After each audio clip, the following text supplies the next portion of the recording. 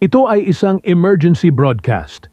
Pakinggan ang karagdagang impormasyon batay sa balita ng NASA at UFO nakakalapag lang sa mga probinsya ng Visayas.